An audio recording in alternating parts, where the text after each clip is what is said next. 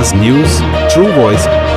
आदाब नाजरीन, आवाज़ न्यूज़ चैनल पर आपको खुशामदीद। जिले नलगंडा में पुलिस की दरिंदगी फिर मंजर आम पर।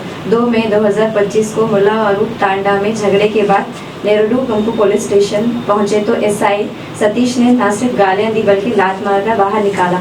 जख्मी हालत में जेरे इलाज बाबू नायक और रिडवी नायक को 6 मई को सरकारी अस्पताल में इलाज के दौरान भी नहीं बख्शा गया। इस मौके पर अस्पताल पहुंची हवारी खवातीन ने एसआई को रोकने की कोशिश की, लेकिन सतीश ने इनसे भी बदतमीजी की। मुतासिरीन ने नलगड़ा के एसपी से मुलाकात करके सतीश को फौरी मुअत्तल करवाया और कार्रवाई करने के लिए अपील की।